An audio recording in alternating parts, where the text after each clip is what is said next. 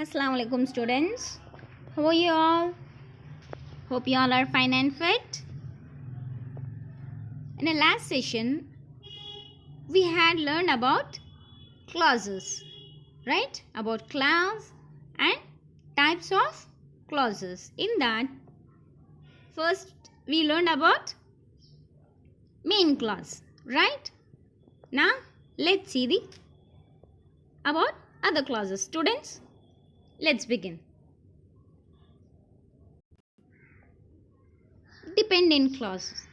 Dependent clauses that depend on main clauses are independent clauses. For their meaning are called subordinate clauses or dependent clause. Means it is also called as a subordinate clause or dependent clause.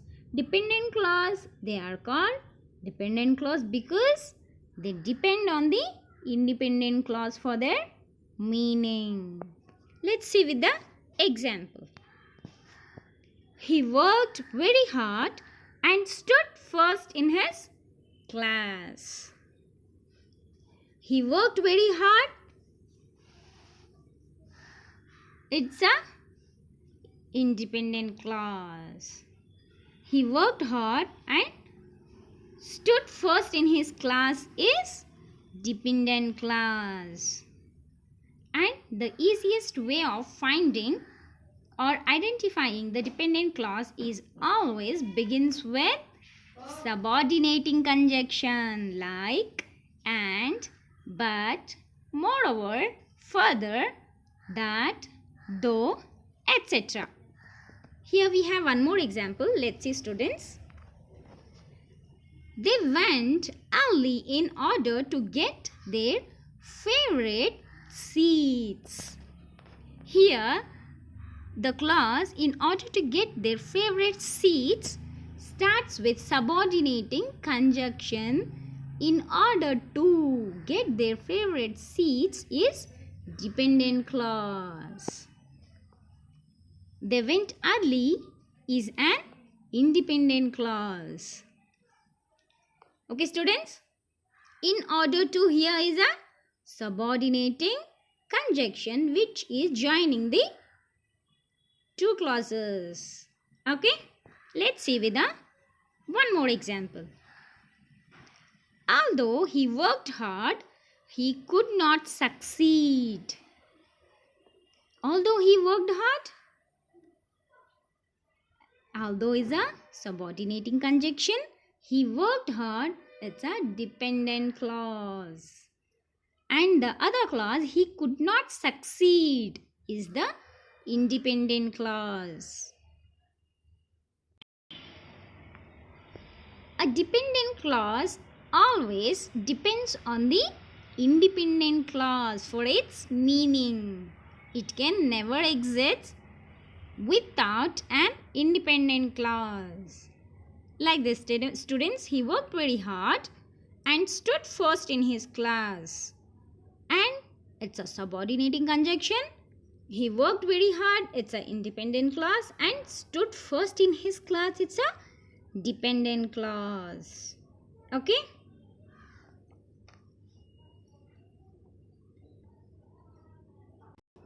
Let's see conditional clause. A conditional clause always lays a condition. It has an if clause either at the beginning or at the end of a sentence. Means at the end. Okay, students? Means a conditional clause always lays a condition. What is that condition?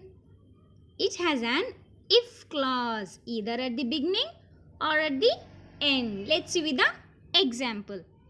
If it rains suddenly, I will be wet. Next example, I will meet you tomorrow if the train comes on time. Third example, if you have a bicycle, I will come with you. Means here you can see in those examples which are the sentences highlighted in the different color are the condition. It has what it has? Yes, if clause. Okay, either at the beginning or at the end. Okay, students, let's see relative clause. A relative clause is connected to a main clause by words such as which, that, whom, whose, when, where, who.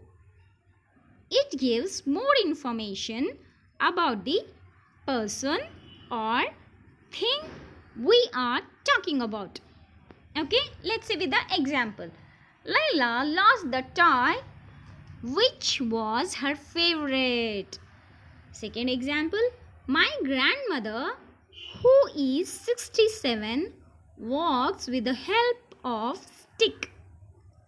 Third example, I am going to wear the dress that I bought in Singapore.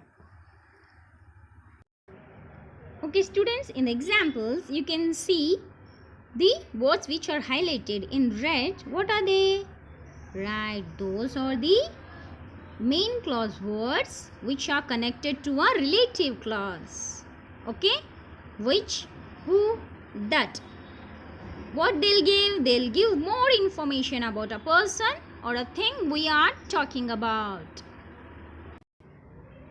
Okay, students, these are the types of clauses. Hope you understood.